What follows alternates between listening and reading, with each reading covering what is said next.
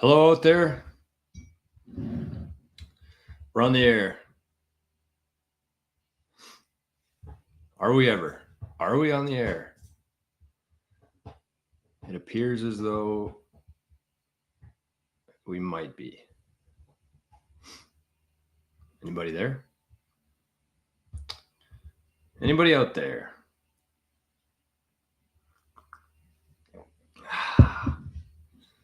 My God, is that good? Okay, well, I'm seeing comments, but I don't see anybody actually in here. 0, 0. I don't know. Maybe it's just a delay. We'll get going. Good morning, everybody, and welcome back to another. Oh, there we go. It updated. Okay, there are some folks in here. Good morning, everybody. Happy Tuesday. Happy Tuesday today. Welcome back to another episode, another edition of the Daily Bitcoin Journey. This one's going to be a little bit different than usual. It seems like I've had a bit of a theme on the show lately, where I just talk about latest happenings in the world and Bitcoin, get a little bit rattled, and then calm myself down, finish the show. So today we're going to try something slightly different than that. We're going to keep things very light. I want to talk about some fun things that have been happening in Bitcoin. And you can see here the title of the show is to be named after the shower. Usually I come up with my best ideas in the shower. Unfortunately, I couldn't come up with a name today.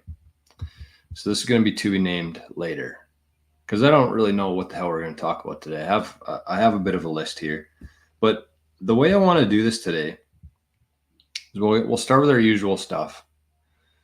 Go to mempool, Bitcoin well, some news. But then after that, I want to talk about some things that, I've been enjoying in Bitcoin, like outside of the money aspect of the peer-to-peer side of things, aside from giving the central bankers and the government a big GFY. Besides those things, like what's been going on in Bitcoin, what have I been enjoying? What have I been enjoying? But the thing that I'm excited about today is that the beauty of this show is the audience, right? My favorite part of the show, it's what keeps the show going, is the people in the chat on Zap.stream, on YouTube. And so today what I want to do is actually want to hear from you guys and girls during the show and after. So if there's anything, it could be one thing, it could be 2 things, 10 things, but put it in the comments somewhere throughout the show here. Start thinking about it now. Look at your phone, think back, jog your memory here a bit. But think of things that you've been enjoying in Bitcoin. It could be an app. It could be a website. It could be a news source. It could be a NOSTR account. It could be really anything that's been giving you some excitement and joy within Bitcoin or otherwise. It doesn't have to be Bitcoin, but I want you to think of a few things and throw it in the chat. And I think it'll be pretty cool. By the end of this video, I'll share some things with you that I've been enjoying. Hopefully we can get some good info in the chat.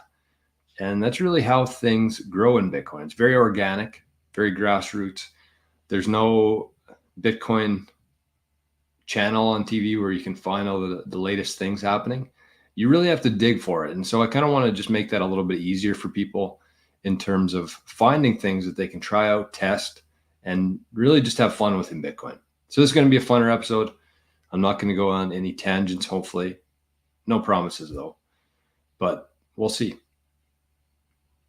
But I don't know if you can see my shirt. I don't think I've ever worn this shirt on the show before. It's a beauty.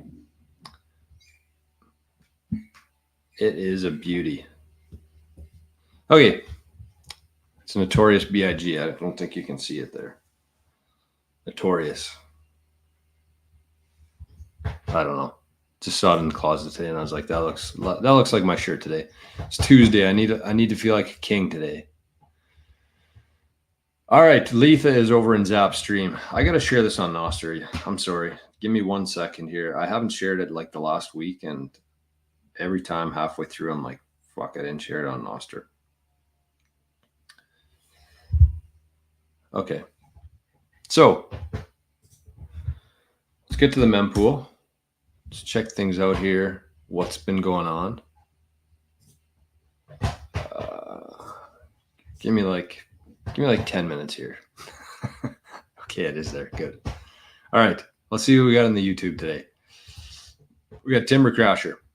Good morning, Bitcoiners. I'm glad to be here. Thank you, Jor, for the daily shows throughout the week.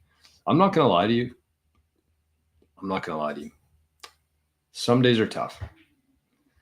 It is hard to come up with new things to talk about every single morning in Bitcoin. I know there's a lot going on, but I really don't want this to turn into something where we're just saying the same things over and over again. I really want to keep things fresh and different and unique.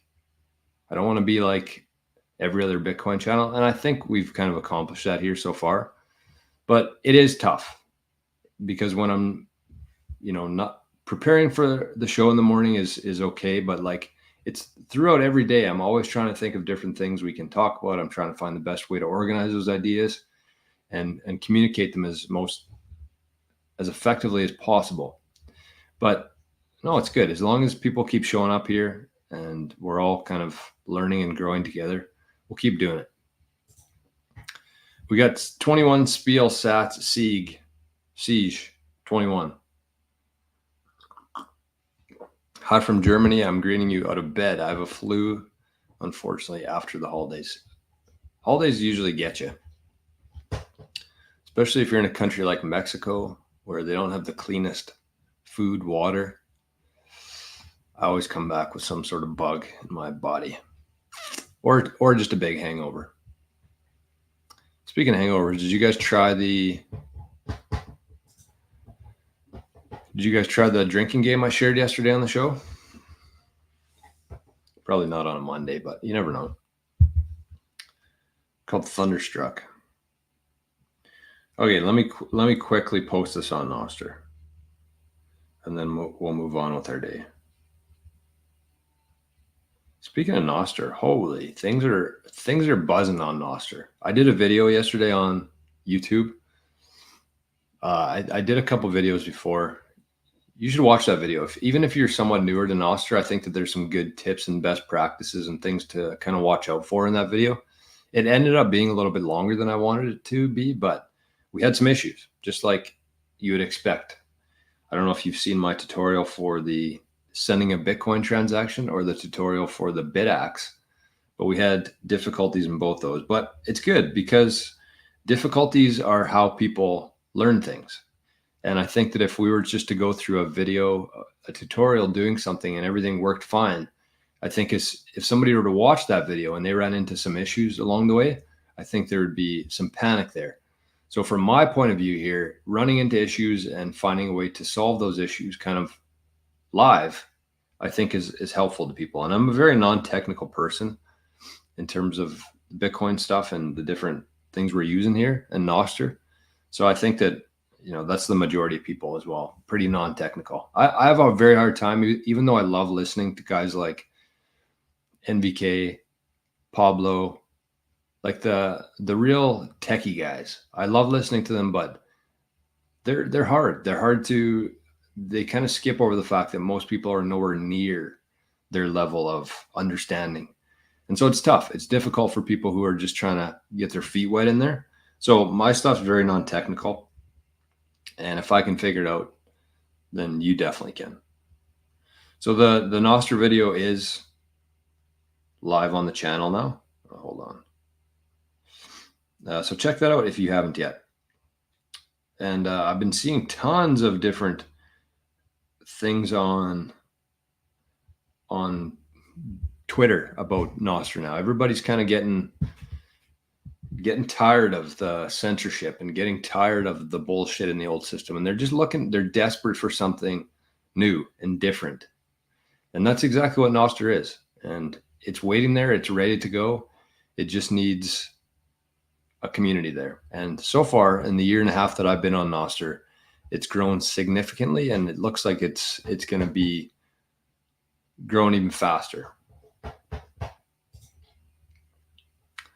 Silverstone, what a great name that is. That was actually the first, when I started getting into Bitcoin, that was the name of my business that I was using, Silverstone Solutions. And I kind of changed it a little bit because I wanted it to be more searchable online. So I changed it to be the Bitcoin Journey, which I think was the right move. But I love that name, Silverstone. I love silver, and the Silverstone kind of just flows off the tongue nice. But anyways, Letha zapped 2,100 sats and says, thanks for the NOSTR instructions. I'm glad you liked it, Letha, and I saw that you left a comment on the video today. So I'm glad you enjoyed it. I'm glad you watched it, and I'm glad you got some value from it. And thank you for the sats. Matt's also over in Zapdos stream.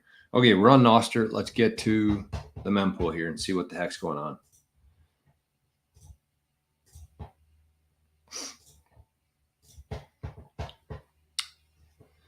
Currently, we are block height 858,643. And if there's any new Bitcoiners that happen to be watching today, that means that there have been 858,643 blocks mined since January the 3rd, 2009, when the very first block was mined, the Genesis block. It's pretty impressive. I'm not going to lie. 858,000 blocks have been mined. Within each of those blocks is what? Just a bunch of transactions, a bunch of data. That's all it is. But the difference between the Bitcoin network and our traditional financial system is that nobody's in control of this one. Nobody's in control. The person or the miner who solves the block equation, they get to mine the block. They get to design the block template, which basically chooses which transactions get put into that block. The people who are willing to pay enough of a fee, transaction fee, to be included in that block, that's who gets put in the block. And once that block's been finalized, it gets broadcast out to the entire Bitcoin network. So there's nobody in charge. There's no one person that you can take down and take down the network. And I'm going to talk a little bit about that in terms of the BitAxe mining today, but that's essentially how the blockchain works. And when you send a transaction, here, let me take, actually, I'll leave it up.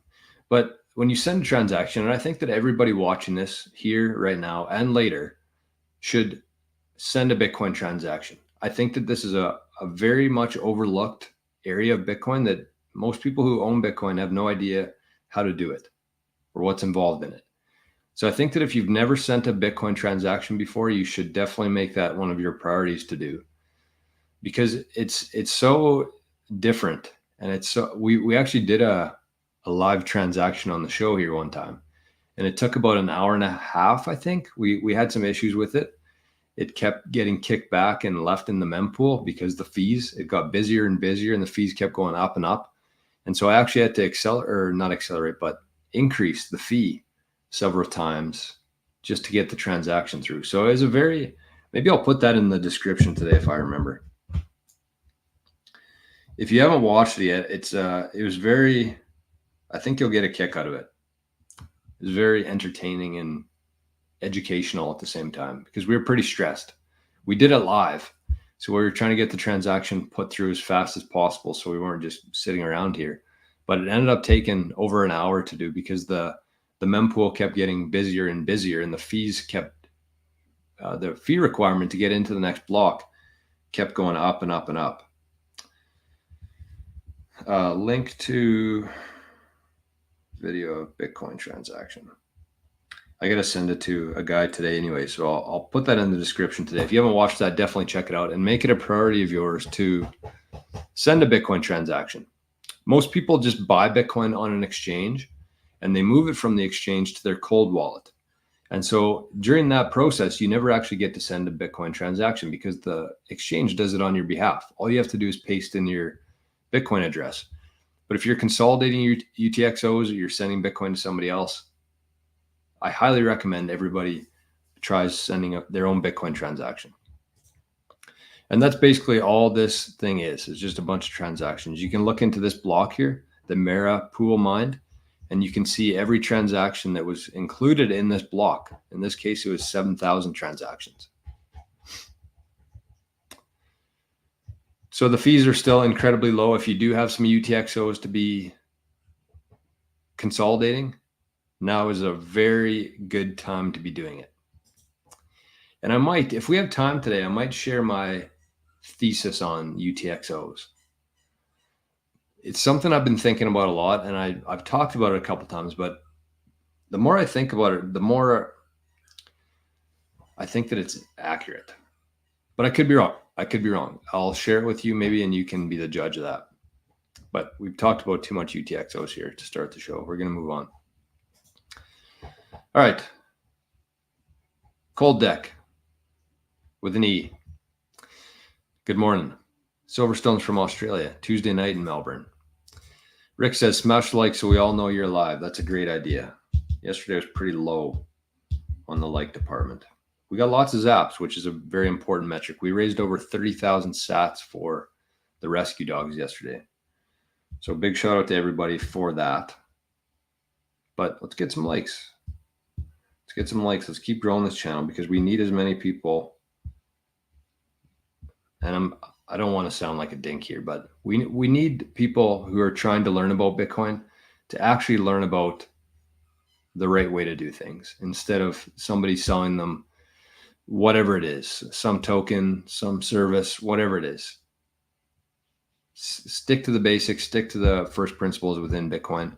And that's what we try to do here. Just speak logically about Bitcoin. So share this with friends. I know that there has been a lot of people sharing this channel with friends and talking about it. So I do appreciate it. All right. What else we got here? I got a couple pieces of news. Let's see if my Bitcoin Well account has been topped up. I emailed them last night, but I don't know if they would have had time or not yet. We ran out of tosses.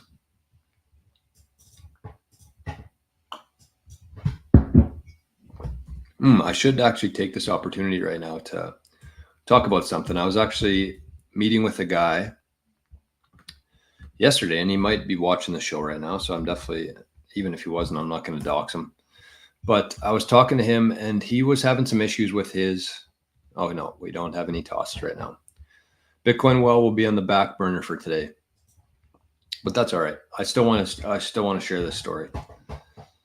So this fella or female, one of the two, they were having issues sending money from their bank to Bull Bitcoin.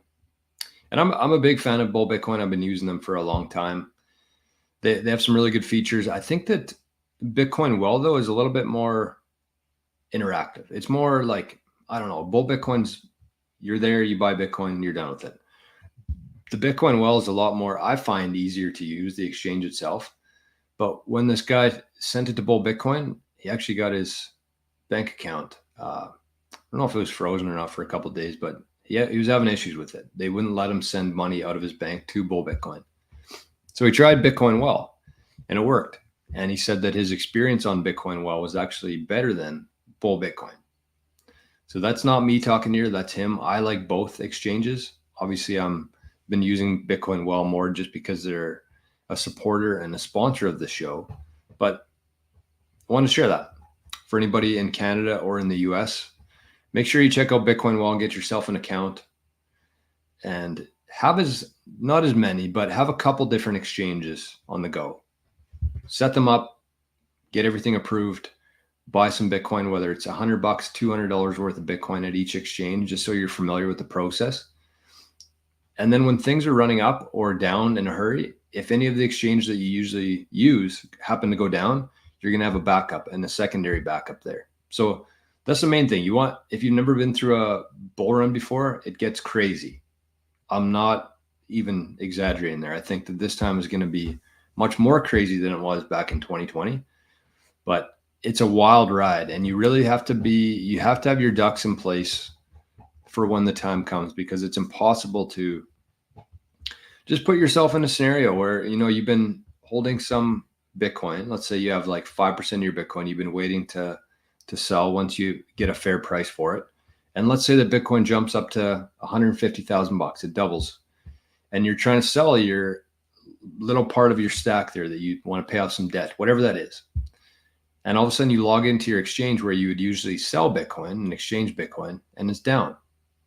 What are you going to do then? You're just going to miss out on this huge green candle for the day, because you're definitely not going to have time to go to Bitcoin Well, sign up for an account, get verified, get approved to buy, and in time to take advantage of the huge jump up. Or when it goes down, let's say Bitcoin happened to crash to 20,000 bucks and you've been waiting on the sidelines to buy some Bitcoin, and you log into your exchange and it's down for maintenance.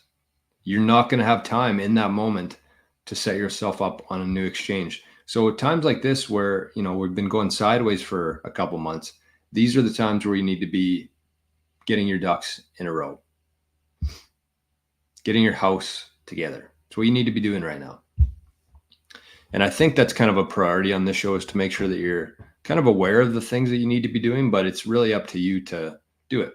So moral of the story, go to bitcoinwell.com/Jor, Jor, and sign up, and you get 5 free tosses into the wishing well. Oh, that was the other part of the story that I wanted to share.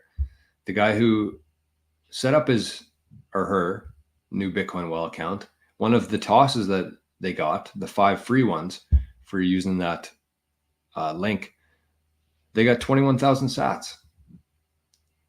21,000 sats for just signing up. So they got a Lightning wallet, they claimed the sats, and lived happily ever after. 21,000 sats.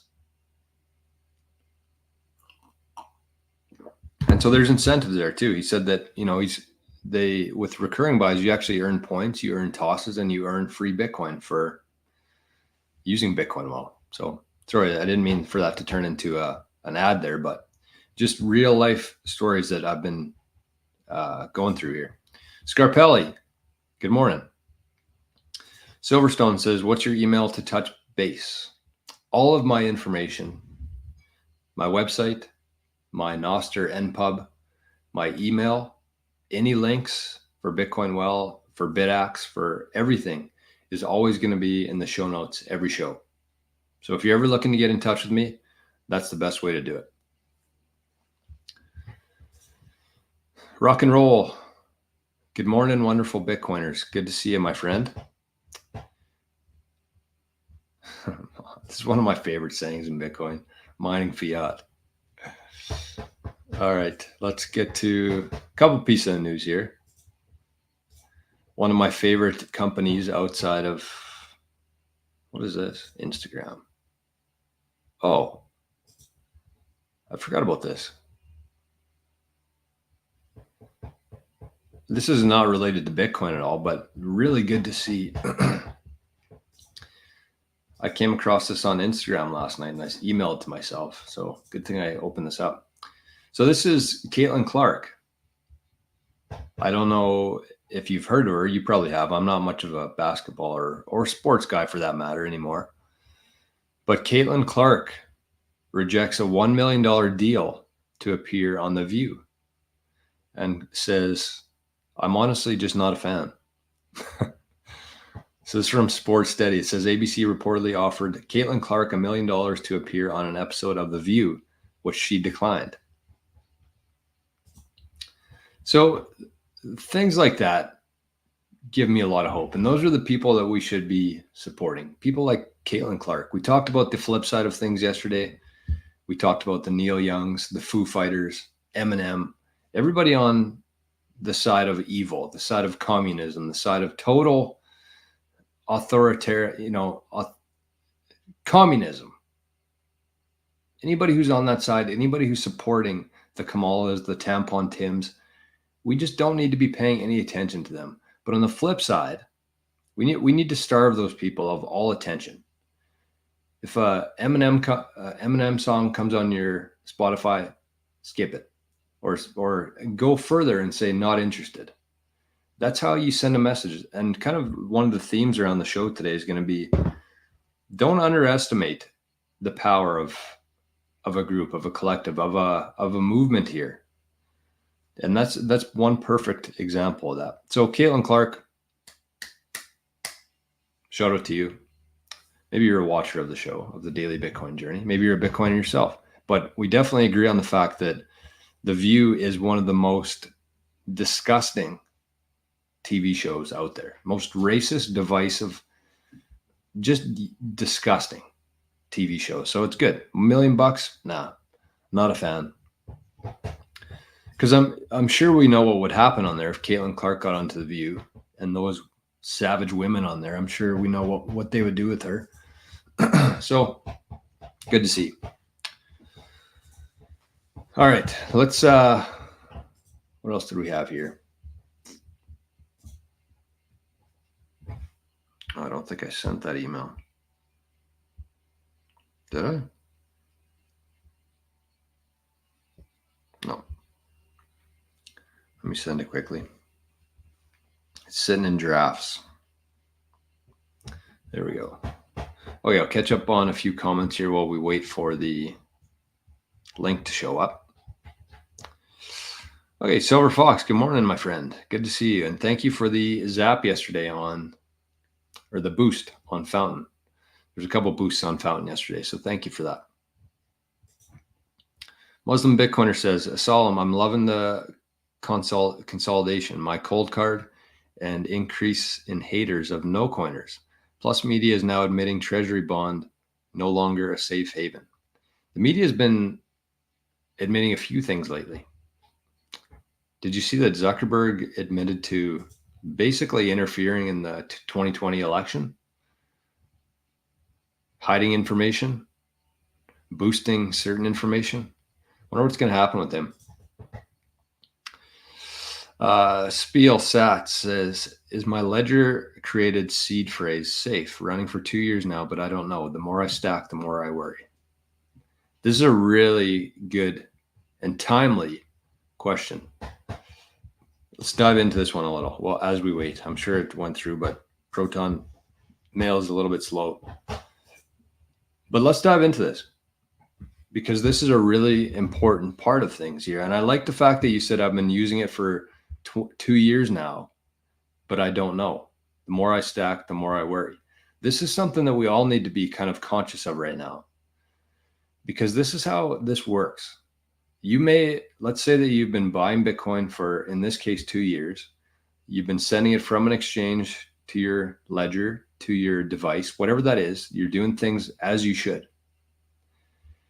And you haven't got hacked yet. But here's the thing.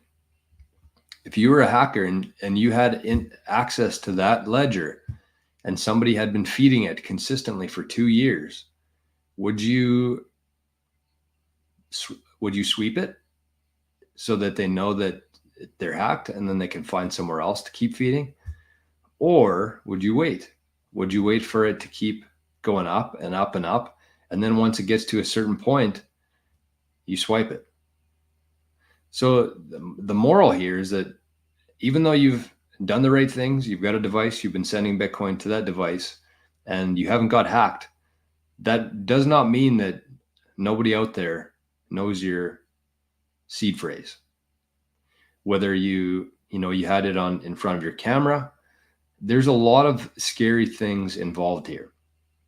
You had it in front of your camera, maybe you typed it into your computer one time and somebody had malware on there that actually has access to all your keystrokes.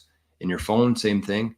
And you're just completely unaware of the fact that somebody out there has access to your Bitcoin wallet and they're waiting for it to be sweeped. They're waiting to sweep it once. They're not dumb. You're feeding that thing every week. The balance keeps going up. Why would they sweep it now? So definitely something to consider for everybody out there. If you heard that story and you had kind of like a worried feeling in your gut, maybe it's time to just, buy a new cold card, buy a Blockstream Jade, buy a Passport, buy a Trezor, a new device to move everything over to, and know for certain, because in that 2 years, it could have been exposed at any time along the way. Whether it was a ledger update, a ledger issue, like I said, somebody seeing your camera, you writing down your seed phrase, anything along the way there, it could have been compromised and you have no idea that it has been. So my advice is if you do have a significant stack, just buy a new one, invest a little bit of your money. Even if you have to sell a bit of Bitcoin, take $200 or $300, buy a cold card, do it properly, make sure that take every precaution, as in writing it down, putting it on steel, keeping it away from your cameras, you're not using a laptop that you've been using for the last 10 years and visited tens of different porn sites on it. Like, these are real things. These are real things. And it's so much different than the traditional system, where if somebody takes your money or somebody gets access to your money, there's a pretty good chance that you're going to get that back from your bank. So we pay for that in the fees and insurance and the control structure of it. This is a totally different ballgame here. So you have to be at the top of your security game if you want to have your Bitcoin in 20 years from now. Because think about that feeling. You wake up, oh, it honestly makes me sick to think about. But you went through all this time buying Bitcoin, learning how to store it, learning about Bitcoin, all these, and earning the Bitcoin itself. That's the hard part. Converting that money, that energy into Bitcoin. And in 10 years, you think you're sitting on a retirement fund, you're set for life, and all of a sudden you wake up one day and it's gone. Nobody can save you at that point. Nobody. So you have to be the person in charge here. As I said, if you're somebody who felt very uneasy listening to that, and you're like, okay, well, I need to do something. Well, do it. Don't wait for something to happen and then change your strategy. Do it today, or do it this week, or as soon as you possibly can.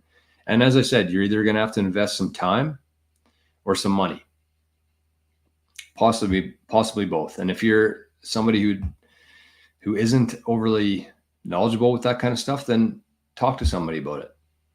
I've been helping people for a couple of years now get Bitcoin, get it onto the cold card, go through the whole process of securing it. And there's different levels of it too, but there's a place to start, and you have to have that proper foundation there. So if you do need help, reach out to me. It's something that I think about 23 hours of the day, which is sad, but true. All right, look at this one. Our favorite company besides MicroStrategy.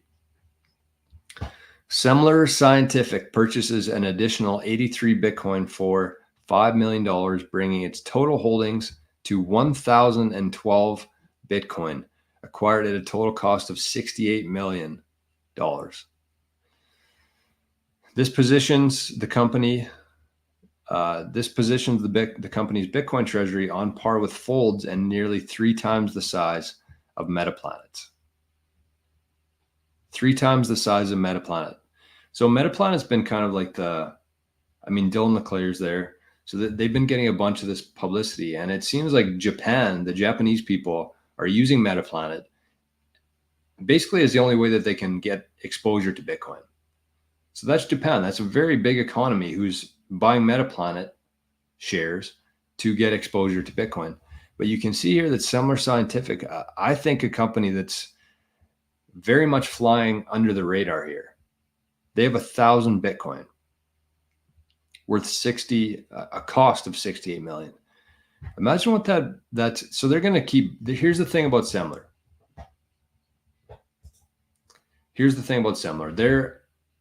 They have a medical patent. I think it's on a heart disease patent. So they're a cash cow. They've had this patent for a lot of years. They're well connected in the pharmaceutical industry. They sell a ton of these products. And so it's a cash cow company. They have a ton of cash. They didn't know what to do with it. They took the Bitcoin strategy. And so they have a ton of cash coming in, a SATS flow. They're going to convert that cash into SATS, and they don't have any debt. So you got a profitable company earning a ton of cash, zero debt, adopting the Bitcoin strategy, and they're holding 1,000 Bitcoin right now. Imagine what that 1,000 Bitcoin is. It's going to keep going up because they have a SATS flow. They're earning cash flow, converting it to Bitcoin.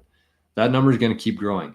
And imagine, even if they didn't buy any more Bitcoin, imagine what 1,000 Bitcoin, what kind of leverage that's going to provide in the future. So I think if you still have some capital, some of your investments in the traditional system through your pension, through whatever, I would strongly look into Semler. Strongly. Okay, I see a couple different people here zapping. Who is that? Oh, Silver Fox, Duncan, thank you. 1,000 sats over on Zapstream. I got to top up my balance here quickly.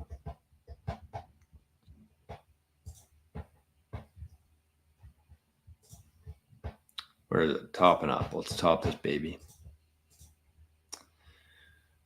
All right, so let's move on here. We got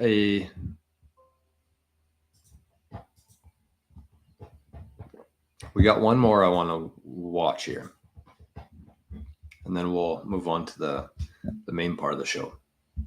So one more time, I said this at the start of the show, but I'm sure there's people just joining right now. One more time, if you have any suggestions, anything that you've been enjoying within Bitcoin lately, that could be an app, that could be an exchange, that could be a device, anything that you've been enjoying, or anything that you've been enjoying in Bitcoin, make sure to share it in the chat. We're going to talk about it here in a couple minutes, and I'm going to do the full show on YouTube today, so we don't have to worry about getting cut off. So if you're out there, you've been enjoying anything within Bitcoin, make sure to share it in the chat, and we will be talking about it. All right. So here's the last thing that we're going to watch. This is Jack Dorsey, one of my favorite guys out there right now.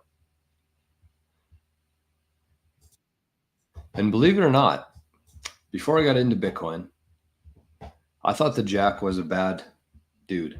I thought he was a bad actor. Just because of everything that happened with Twitter, how much they censored the 2020 election stuff, how many people they were kicking off of Twitter for sharing their views on the medical stuff that's been happening in the last couple of years. I thought he was a bad guy. But I've come to realize that he actually didn't have any sort of control of that at the time. When you're a public company, even though you're CEO or you hold a very high title, when you're a public company, it's not the CEO that makes the decisions, it's the board of directors. And so from what I've heard of the story, it seems like Jack really wanted Twitter to be an open source network. And when you turn into a public company, your shareholders are relying on you to earn profit. That's how public companies work. You're not going to invest in a company who's not earning any money. So the board of directors took it in a totally different direction. They got rid of Jack.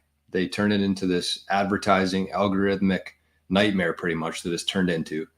And Jack has kind of stepped away from that. He's still a shareholder in Twitter, but he's been doing so many good things within Bitcoin and within NOSTR. Very, very respectable. I can't imagine how many Bitcoin he's dropped on funding these projects. He's funded OpenSats. He funded NOSTR right off the bat. Apparently, this is the story of it. This is the rumor, is that he discovered NOSTR. He wanted to invest in the development of it, and he reached out to guys like Pablo and I think Fiat Jeff. I think he's the NOSTR guy. But he was looking for like a foundation that he could donate some Bitcoin to. And they're like, we don't have a foundation. We're just building this thing. And so it sounds like this is the story that I've heard, is that he sent like 50 or 100 Bitcoin to Fiat Jeff while they were at a coffee shop, or he was at a coffee shop. But on like the Moon Wallet, he sent 50 or 100 Bitcoin, I forget what it was, to jumpstart the development of NOSTR. So this is Jack and Odell talking about why Jack spends his time and energy working on tools like NOSTR. So let's listen to this.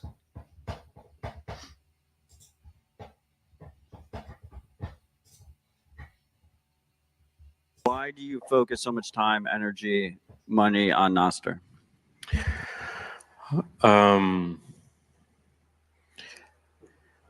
It's the only reason I'm in a position that I can even consider doing something like this is because of the grace of the open source developers on the internet and the way that the internet was built. For those of you who are as old as me, you remember Usenet, you remember the early days of Linux, you remember Gopher, you remember the early days of the web, you remember the principles, but most importantly, you remember that you could read the code.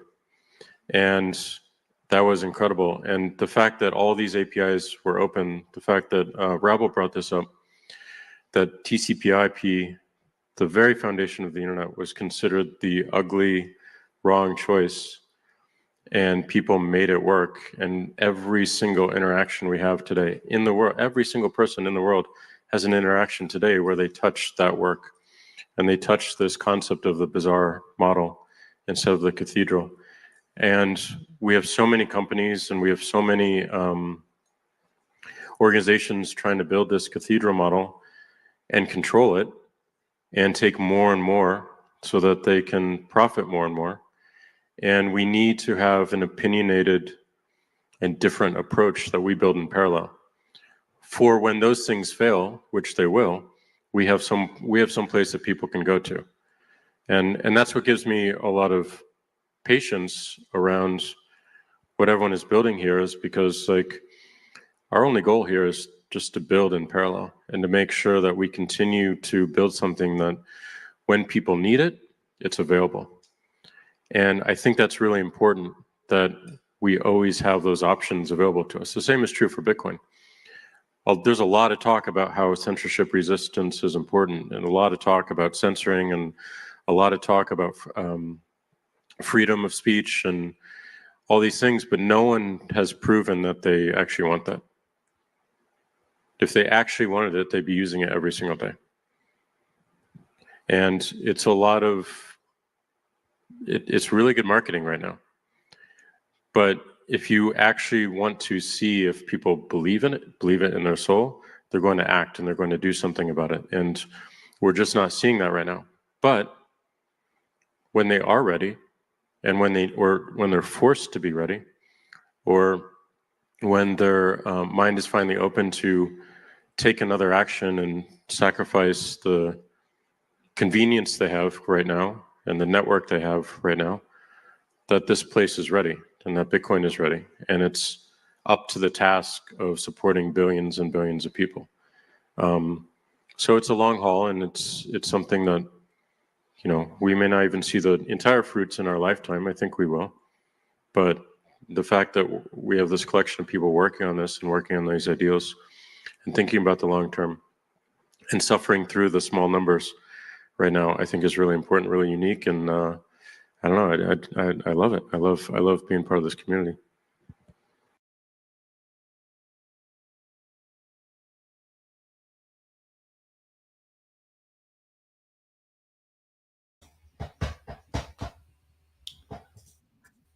Very well spoken dude, that Jack Dorsey. I talked about it on the NOSTR tutorial that I did yesterday, but Jack actually sent Arnie a 5,000 sat zap on Sunday. It's pretty cool. I screenshotted it because I don't know. I think that Jack's going to be remembered as one of the greatest of what? I don't know. The freedom movement, the open source movement, Bitcoin, everything, the NOSTR. He's kind of had his hands in everything. And, you know, he founded Twitter. He was the CEO of Twitter for a while. And Twitter, there's not too many people who haven't used Twitter before. So he's kind of a big deal. That reminded me of a quote that I wanted to share here. Hopefully I can find it.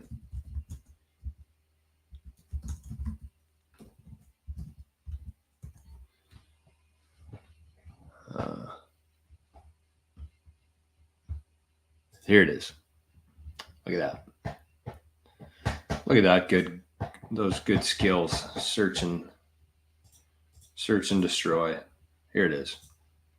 So Jack was talking there about how long the process is, how long everything takes, and having things ready and built when people come, when people show up. And it seems like a lot of people are actually showing up to NOSTR right now. But he said that hopefully we'll be able to see the fruits of the labor that have been put into building Bitcoin, building NOSTR. He said hopefully, but you never know. But that's the kind of mentality I think that we need to really switch to. Because if you look at some of the infrastructure, and this, you know, I was in Europe about a month ago now, almost 2 months ago now. But the infrastructure and the buildings and how long that stuff took to build. People started building some of those projects knowing that they won't be completed before they die. That's the mentality that they used to have when our dollar actually held its purchasing power.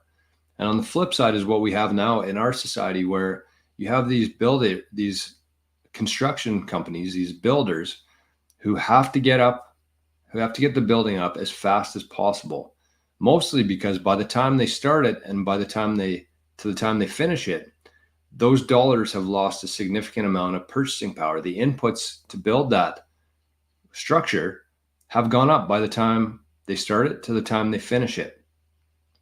So they need to get things up as fast as possible. They need to use the cheapest supplies possible, because if they were using the supplies that they used 50 years ago or 100 years ago, the wood and the steel that they were using back then, home prices, the cost of building a house would be 10 times what it is today. So they're forced to use these very cheap materials. They're forced to do it as fast as they can. And that's the fiat mentality that we've just kind of grown into, and we've become. So Jack's talking about the flip side of that, which is building things today that we don't really know if we'll see the end of it and see it through. And Bitcoin and NOSTR are both great examples of that. I think that we definitely will, but it's just the mentality itself. So here's the quote that I thought of when he said that, which is, "A society grows great when old men plant trees in whose shade they shall never sit." A society grows great when old men plant trees in whose shade they shall never sit. That's a hard one to say. Shall never sit. Say that 10 times. Shall never shit. Greek proverb, whatever it is. So that's the Bitcoin mentality. That's like it in a nutshell. We're doing things today, not for us, but for the people who are coming, the next generation, the generation after that. And it takes a very long time to do and to get there. But, if you have enough good people, enough intelligent people working towards that common goal on Bitcoin, on NOSTR, on all these different things, it's going to succeed. And these things are ready right now. We just have to bring the people over there. So that's Jack.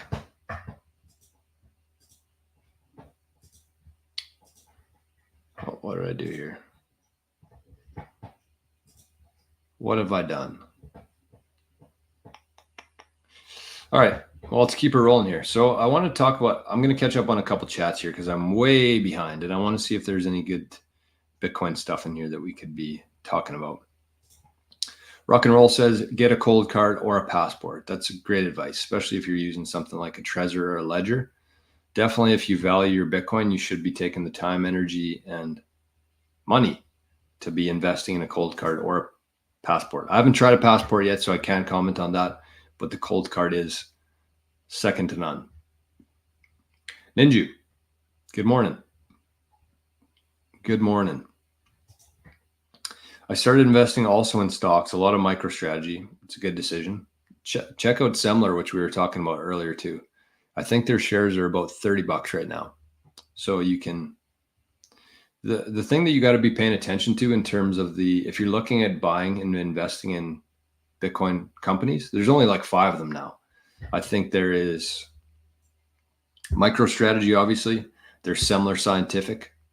There is Metaplanet, which I don't think we can buy here in North America. It's the Japanese one. There is Block, which is Jack Dorsey's company, who I think I'm going to maybe buy some shares. And I saw how much money they made last quarter, and I know that they're buying Bitcoin every month with 10% of their gross profits. So I think that Block is a company to definitely keep an eye on in terms of the Bitcoin world. That's Jack's company, actually. There's Tesla, which I don't love personally. I don't own any Tesla, but they have some Bitcoin. And then there's DeFi Technologies, which is actually a Canadian company, which I would not get into. It doesn't look like they have a lot of cash. It doesn't look like they're making a bunch of money, and they have some debt. So if you're looking at Bitcoin companies, I would avoid that one. Rob says, how much Bitcoin do you need to retire? Just keep stacking sats. You You only know you needed 8 wipes after the 7th. Jesus. It's true. That's true. You can never predict how many wipes you're going to need, but it's the same kind of thing. And it really depends on how long your time frame is. I think if you're somebody who's 25, 30, 35, I think that 1 Bitcoin is going to be plenty.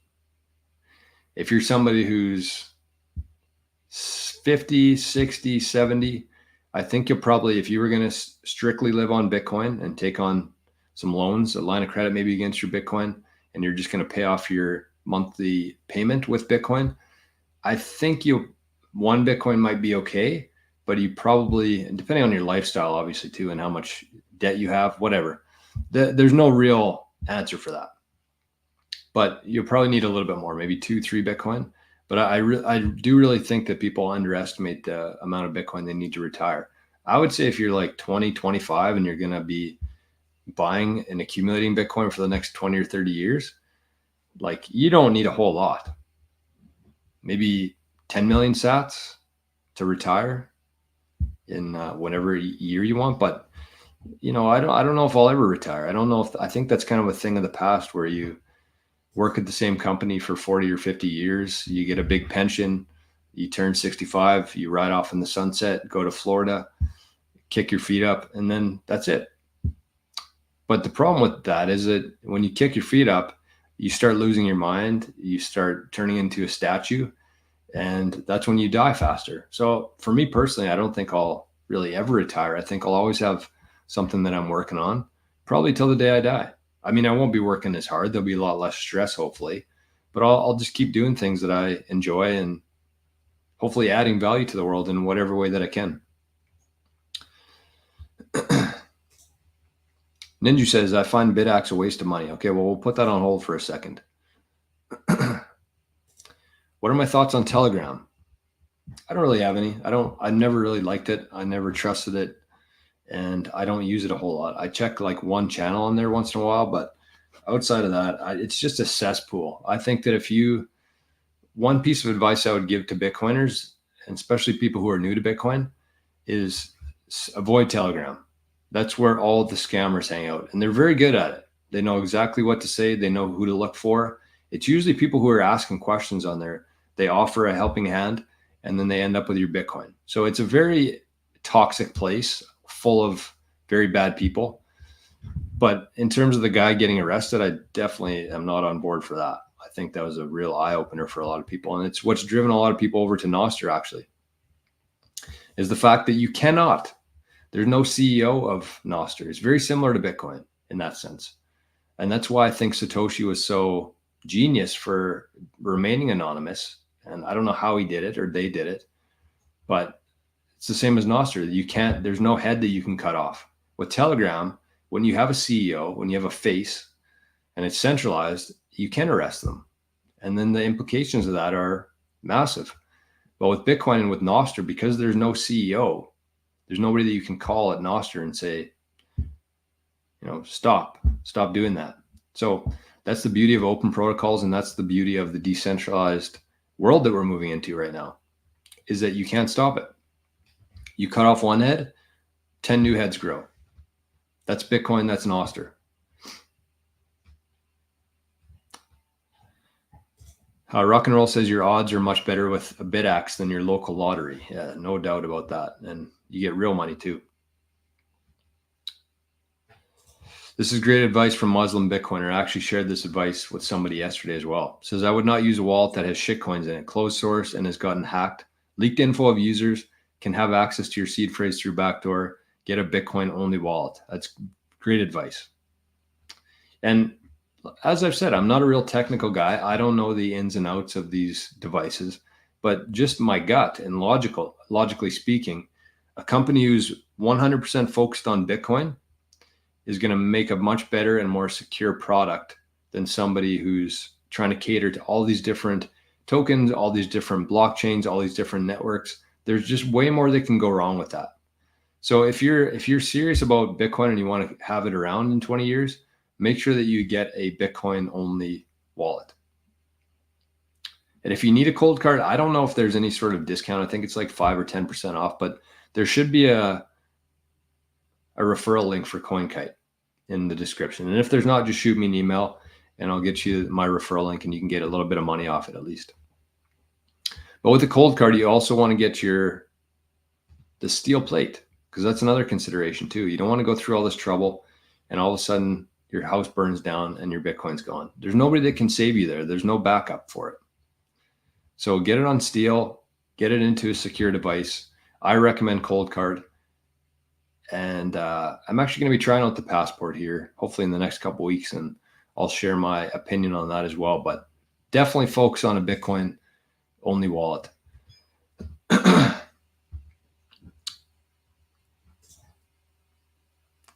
This is also a great point from Timber Crasher. Remember, if you send a Bitcoin transaction, use your hot wallet, not cold. Cold should remain cold.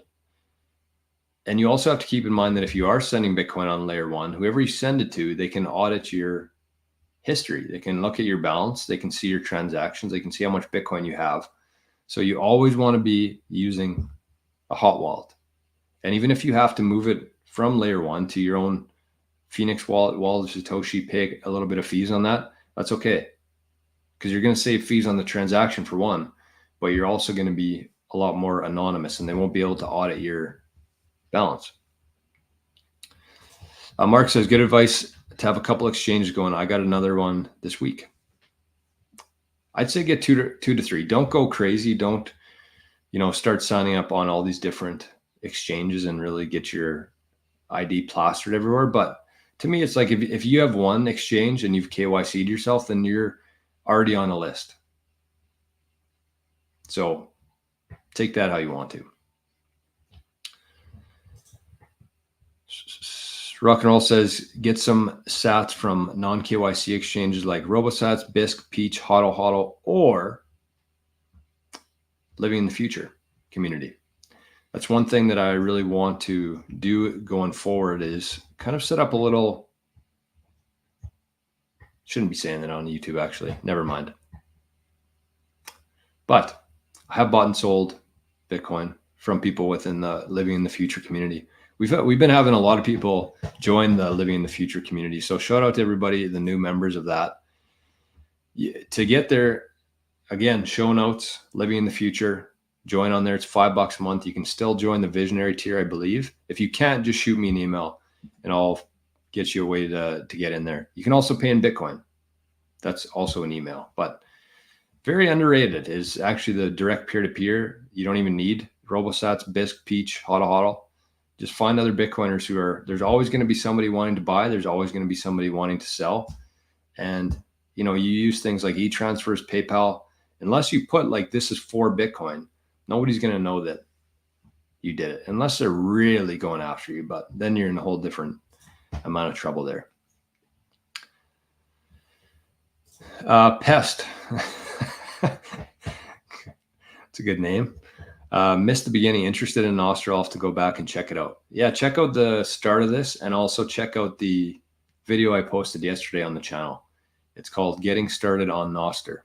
It's about 40 minutes long, I think, but I talk about why NOSTR, how to get an account on there, which apps to use, how to set up your Lightning address, how to get sats sent to you, how to send sats to other people, some best practices. So if you're new to NOSTR, I highly recommend checking that one out and share it. Share it. I would very much appreciate it. If you're on Twitter, if you're on Facebook, just say there's this new thing I'm trying out. Here's how to do it and include my video in there. Best way to, this is kind of turned into a Q&A today, but that's okay. What's the best way to set up a seed phrase? Well, you should, every time you set up a new wallet, they should provide you with a seed phrase. You can also generate your own, I think, if you're using something like a seed signer. But for the most part, the device will actually supply you with a seed phrase. You just need to know how to protect that. Morning, Tommy. Sorry, I'm way behind here, but that's okay.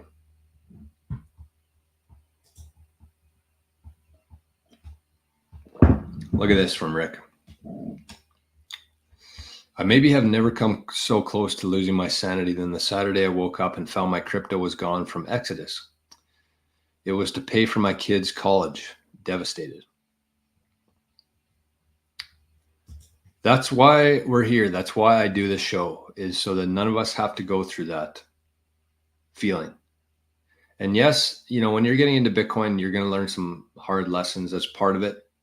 You got to touch the stove, get burned to figure out what to do and what not to do. But I think the more we can try to get ahead of these things and just share ideas, resources, best practices, the less likely it is that one of us is going to have to go through something like that, like Rick's talking about here. BitX seems scammy. I don't think so. I would strongly disagree with that. I have 2 of them running in here. There's absolutely nothing scammy about it.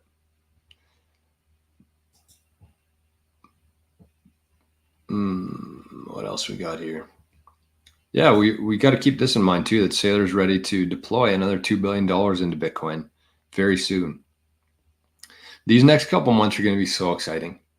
It's going to be crazy, but it's going to be so exciting. There's that quote that says, oh, what is it? I don't want to butcher it. I'll look it up. We're heavy on the quotes today.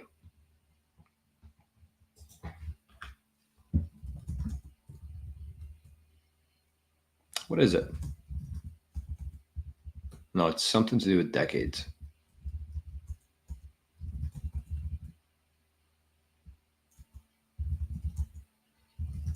I don't know. Hold on. Oh, I'm searching. I'm searching my Gmail account, not Google. I was wondering why nothing came up there. Here it is. Man, we're on fire today. This is from Vladimir Lenin. There are decades where nothing happens, and there are weeks where decades happen. I think that that's what we're moving into in the next couple of months here in Bitcoin and in the world. So there are decades where nothing happens, and there are weeks where decades happen.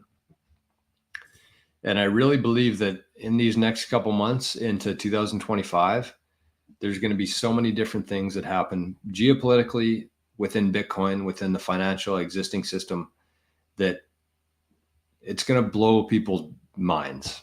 I really believe that. And like I've been saying throughout the show, we need to get ahead of that. We need to look at all the different things that can go wrong and try to counteract that in whatever way that we can with the resources that we have.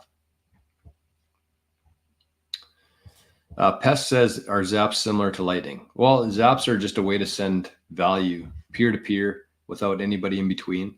And it's on the Lightning Network. So it's the same kind of thing, I guess. It's just sending Bitcoin over Lightning. That's all zaps are. And yes, zaps are Bitcoin sent over the Lightning Network. Thank you.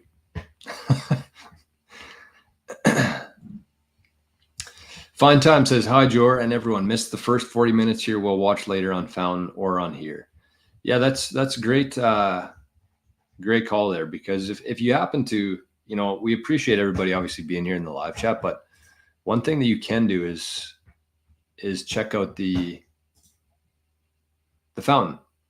Really good way to earn free Bitcoin. You stream podcasts on there. You listen to podcasts. You get sats into your wallet for listening to a podcast, which I believe in 10 years, we're going to be looking back very similar to how we look at the Bitcoin Pizza Day, where somebody paid 10,000 Bitcoin for 2 pizzas. I think in 10 years from now, we're going to be looking back at things like Fountain, where you can earn free Bitcoin just for listening to podcasts. So the daily Bitcoin journey is on Fountain. You can earn free sats on there just for listening to it. Yeah, and going back to the, sorry, like I said, I'm a little bit behind here, but Save Seattle says the houses in the USA are put up with silly putty and plywood. 100%. And that's the whole society that fiat money has created. Silly putty and plywood. It's in buildings, it's in our food, it's in our school system, it's in our cars, it's in everything now. They have to make things as cheap as possible to hide the inflation. Because if we were using the same materials, the quality of materials that they were using 100 years ago, today, things would be probably 100 times more expensive than they are today. So the only way to hide the inflation is to use the cheapest materials possible. And the Cologne Cathedral that took 800 years to build, that's exactly what I'm talking about. We don't see that anymore. I think we're going to get back there on a Bitcoin standard, but we're so far from that now. Oh yeah, I love this. I love this comment here. And shout out to, I see a couple new zaps on zap.stream. My Path to Fire is over there. I'm having some trouble loading the comments today though. I keep trying to refresh, but I know that I'm missing some things here. For some reason, My Path to Fire comments don't show up all the time. Oh, here we go.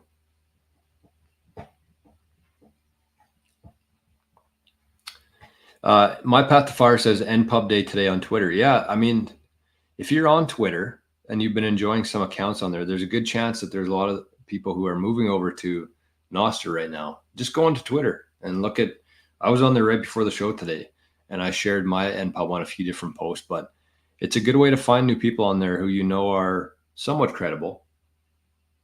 I could spend a whole 5-hour show talking about NOSTR here, but My Path to Fire says, look at the Olympic gold medal. That's how poor we are. Yep. Buildings, cars, food, medals at the Olympics, everything. We're at the end of this fiat cycle. It's been 50 years since we went off the gold standard.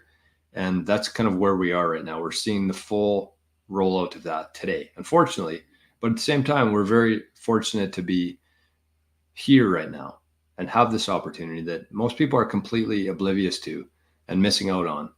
You're here today, even if you have like a very small amount of Bitcoin, you won't believe how far that's going to go in the future. And you should be not only buying Bitcoin, but setting yourself up in a way where you can consistently earn sats. That's the key. It's not about how much you have. It's about how much you're earning in terms of Bitcoin. Save Seattle says, no one should be buying a house right now. I agree with that. I honestly don't think that people should be buying anything right now. And the reason I say that is because I know what's coming here. I know what's going to happen because it's very obvious. We have a money that's inflating. People are unafforded to live, so they don't have a whole lot of disposable income to be spending on houses, new cars, fun things like boats, quads, side-by-sides. They don't have money for that right now. And so what's going to happen is that over these next, this next decade, there's going to be a lot of people with a lot of wealth that are going to be passing away. And there's going to be a ton of different auctions. There's going to be a whole lot of opportunities for buying things that, nobody really has money to buy. So I think that if you're in a position right now where you're buying Bitcoin instead of fiat, the purchasing power that you're going to accrue over this time, and if you just are patient enough, you're going to get some very good deals on things if you're willing to just hold off a little while, including houses, including trucks, including really anything. There's going to be a whole lot of things coming onto the market. There's not going to be a whole lot of people who are willing to buy them because they can't afford it. And so I think the prices are actually going to fall down here in the next little while. Contrary to what most people think, that's going to keep going up and up. There will come a time where, people just stop showing up to work because their fiat dollar is worthless. Not this year, not next year, I don't think, but sometime in the future, that's what's going to happen. So there's going to be a lot of really good buying opportunities. And that's why I'm just like, why would I buy something now and pay a ridiculous amount when I can just instead buy Bitcoin and wait?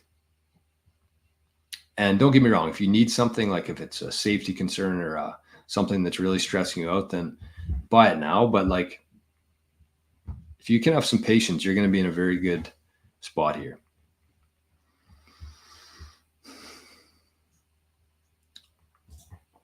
Jesus says it's the calm before the storm. I think we're actually kind of past the calm. I think we're on the storm has begun here. But yeah, the last couple months have definitely been the calm. Loving the air-gapped cold card, by the way. I feel like my Bitcoin is much safer. That's what it is. It's just a feeling in your gut. And if you've used things like the Trezor, if you use things like the Ledger and these different devices where you hook it up to your laptop, you have no idea what's happening in that connection there. With the air gap, you don't have to do any of that. And if somebody wanted to steal your Bitcoin, they need to have that physical device with your PIN and signing the transaction with it. It's just another layer of security. You want as many different layers of security as possible without making it too complicated for yourself. So start with the cold card, single signature wallet, graduate yourself to a passphrase, the 25th word, add another layer of security, get yourself a decoy wallet, and then eventually either pay somebody like Unchained or the service that we're going to have here at the Bitcoin Journey to spread out your seeds. And multi-jurisdictional, I think, is going to be a big deal, which we're going to have to offer. Then you get into multi-signature and multi-jurisdictional holdings of your Bitcoin, depending on your stack, depending on where you are. But that's kind of the natural progression of it.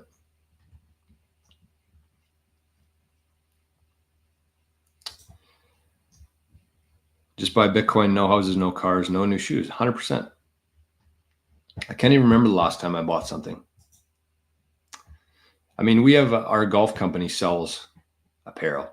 So if I need a new hoodie or something, I just go down to the basement. But other than that, my closet, this shirt is from Value Village. Like, why would I spend $50 on a shirt when I could spend $5 and put $45 into Bitcoin? It's a pretty nice shirt too. I don't know. Maybe I'm a weirdo. Anyways, we haven't even got to the things I wanted to talk about today, but I didn't really know how the show was going to go today, so I'm happy with it. We did kind of a Q&A. So tomorrow what we're going to be doing, I guess we'll maybe postpone this till tomorrow, but tomorrow what we're going to be doing is we have our private Q&A. So what I'm going to be doing after the show is I'm actually going to be going back on YouTube. I'm going to be looking at a whole bunch of different comments from people, and I'm going to be finding some very timely and relevant topics to discuss tomorrow on the private Q&A. Share it on there. And then if anybody has any questions throughout the show, that's a good opportunity.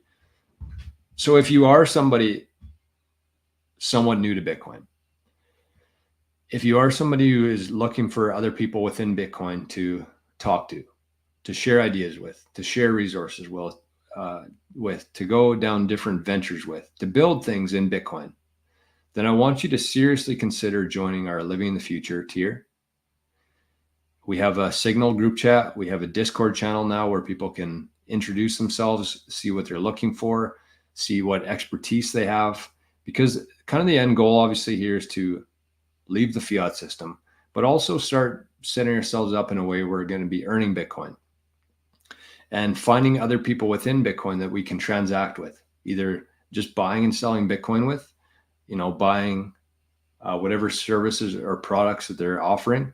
We want to escape the fiat system. And in order to do that, you have to find people who are selling what you want to buy with Bitcoin and finding different strategies, finding different resources, and finding the best way to move through this whole thing together. So tomorrow, the private Q&As are for the Bitcoin Journeyman on the channel here, on the YouTube channel, and then also for the Living in the Future community there. What else do I have today? I think that's it. Jays One says maybe a last huge flush out in Bitcoin before the bull run. Institutions and ETFs want some cheapies first. Could happen. Oh, there's a bird right here. Hello.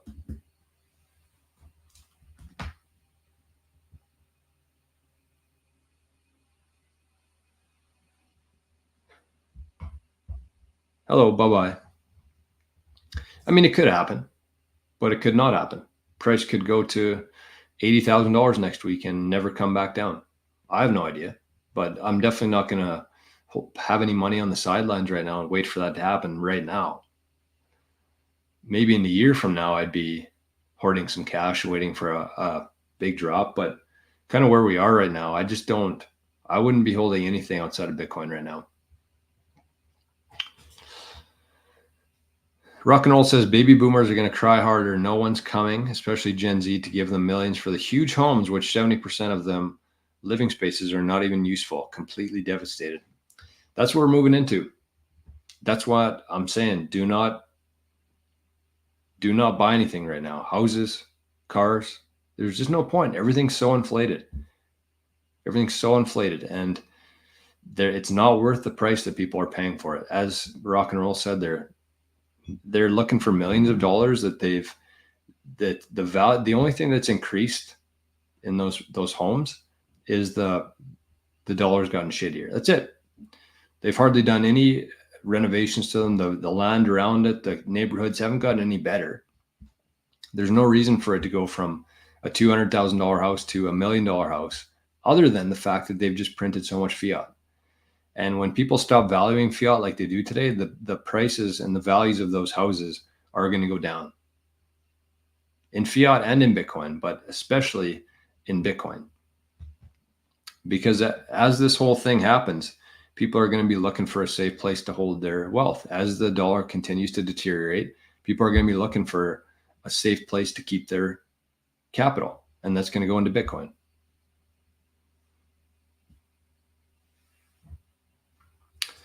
Save Seattle says boomers are taking advantage of people. Bad karma. I mean, we can't really label boomers altogether. There's a whole bunch of different people within the boomer demographic. There's different types. There's people who have milked the system. There's people who have taken advantage of the system. There are people who are trying to, continue to rip off the system. But there's also people who realize that, the reason why we let it get this far is because they were completely oblivious to what was happening. And it wasn't necessarily their fault. That's what we have to keep in mind here. I know everybody likes to give boomers a hard time. And boomers would be like what? People who are 50, 60, 70 years old, probably 60, 70. But people love to give them a hard time. But we have to keep in mind here that we have a much different life than they had back then. They didn't have the internet. And the internet has created two different things for people here. They were forced to go to a job because there wasn't the opportunities that we have right now. They were forced to go to a job, stay with the same company. They were promised a better life once they retire. And I know that there's a lot of boomers out there right now who are really having a hard time because, 5 years ago, they were in a perfect spot. They were going to retire. They had this huge nest egg that they've been building up over the years. And they've just seen that deteriorate in value, in purchasing power over these last 5 years. And so they're either going back to work or they're scrambling to, that I actually feel bad for them. And like I said, people like giving them a hard time, but so they didn't have the opportunities in terms of working from home, building their own business, promoting their own brand. They didn't have that opportunity. But the other side of it too is that they didn't have the information that we have. They had 3 sources of information, maybe 4. The TV, the newspaper, and the radio. Did I miss any there? That's pretty much it. They had the TV, the newspaper, and the radio. That's where they got all of their information from. There was no websites. There was no NOSTR. There was no YouTube where people could actually share their opinion and talk about the reality and logical things happening in the world. They didn't have that. They had 3 sources of information. And they could go to the coffee shop and talk about what's been going on. But, I mean, they didn't know. Everybody got their information from the same places. And those sources were all lying to them. They were carrying out this illusion that the fiat dollar was worth something and that they should be working their whole life to accrue more of that, when the whole thing was a complete lie. But they did not have access to the information that we have now. They didn't have the internet. So I do not fault boomers at all for where we ended up here. I do fault the boomers who now have access to that information and who are continuing to ignore it and hope that their retirement's going to be enough without really doing anything to fix the problem that they created here. But there are many boomers who are, and I hate saying the word boomers, it just sounds so derogatory, but there are that generation. What even is the generation? Baby boomers, I guess. We'll say baby boomers. That sounds a lot more nice. baby boomers. There's a lot of baby boomers now who are taking action to try to correct some of this.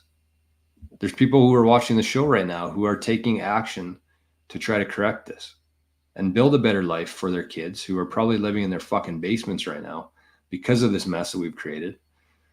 But I'd have a lot of respect for people who are, you know, who've come to the realization that they've been lied to their whole life, because that's a hard thing, even for, you know, somebody who's my age. I don't even know what generation I am.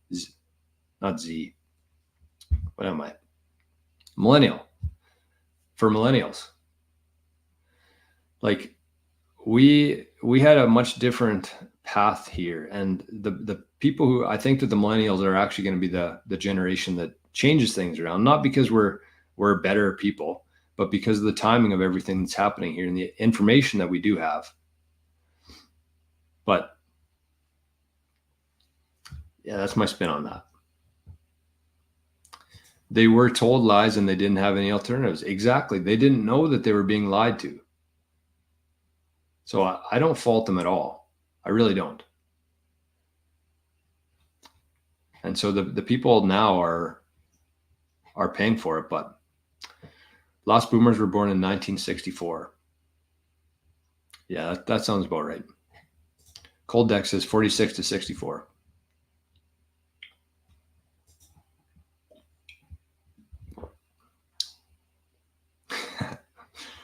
Boomers are the most brainwashed and manipulated.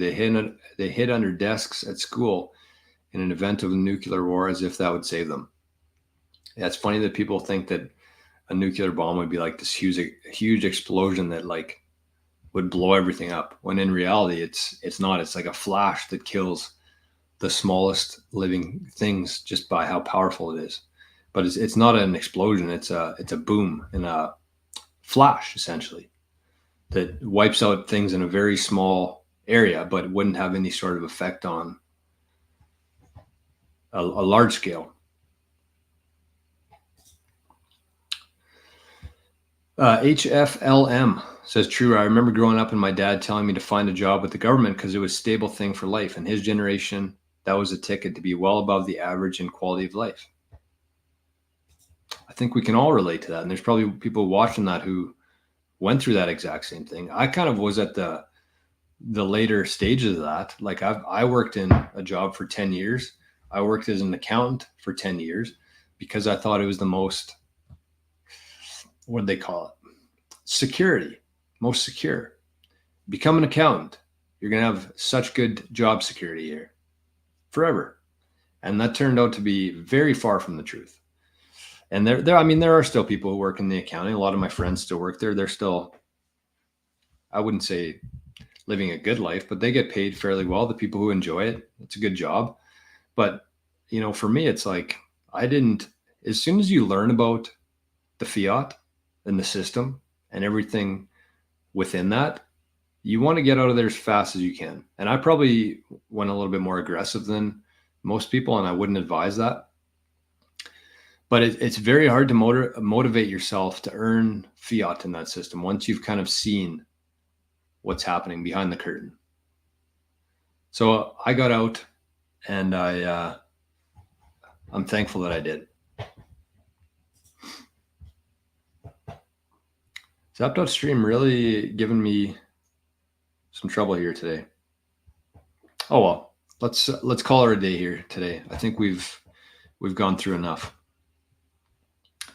So yeah, that's the problem. That's the same as me. It could be any generation, but the people that really, really drive me nuts are the people who are aware of what's happening here and continue to feed that and to go along with it. Selfishly, very selfishly. They're the people who are aware of what's happening here and just continue to willfully ignore it. They're the problem. Very selfish, thinking about only themselves. And I think that the people who are here are the opposite of that. As Jack said, we don't know if we're going to see this whole thing through. We have no idea if it's going to pay off in our lifetime, but it doesn't matter. Would I be sad if it didn't play out? Of course. But is that going to stop me from, calling it quits here just because things aren't happening as fast as I want them to? No. It's a very long process. It's a journey. That's why the show is called The Bitcoin Journey, because we have no idea what the end looks like. And that's the exciting part about it. I think we're going to move into a world that we're not even going to recognize. It's going to be so incredibly good and abundant that we're going to look back on these days, even though it seems like we're having we have things pretty good. I know there's a lot of people struggling, but we're going to look back at this time in history, the last couple decades, as probably some of the darkest times in history. And we're going to move into a world completely different. That world flipped on its head. And that's what excites me. That's what gets me out of bed every morning. That's what keeps me showing up to do these live shows, even when I have to title it to be named after the shower. It doesn't matter. The whole idea here is that there was a comment here, and I don't know if I brought it up or not.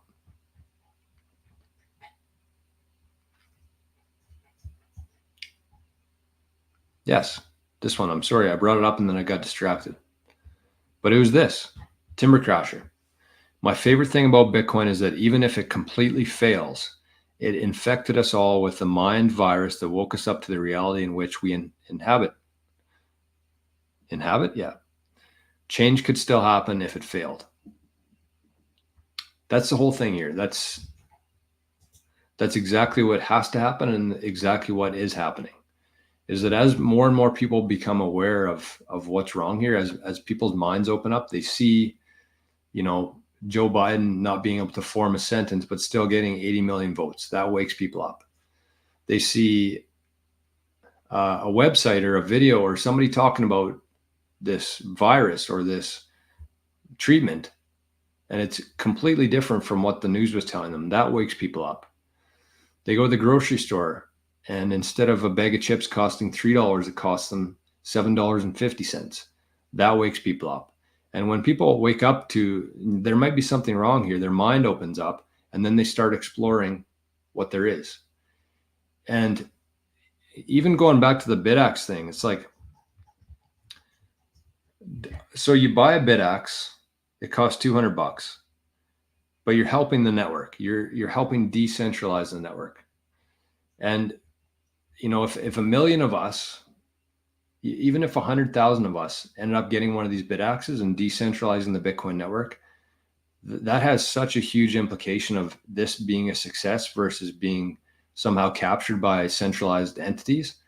Like, it's these small things that we do every single day that really add up and take away from that old system.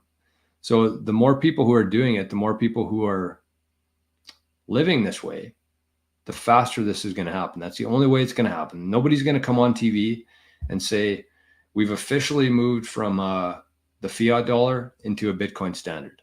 That's never going to happen. Or we're officially in a war.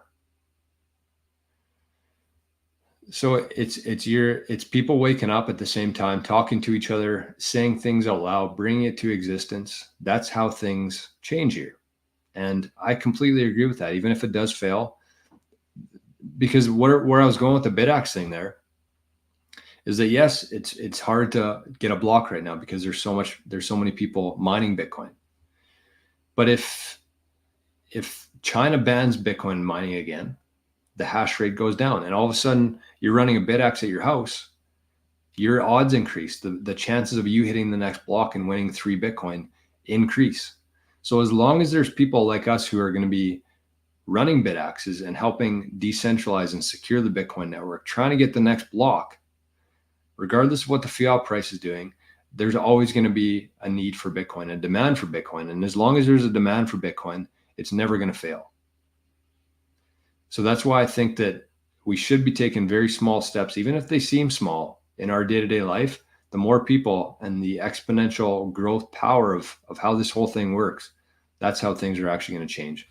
So anyways, have a great day, everybody. We are winning, as Rock and Roll says here. Thanks, everybody, for showing up. I'm sorry that Zap.stream wasn't working very well for me, but that's just part of this whole thing right now, is that it's early. So there's going to be bugs. There's going to be issues.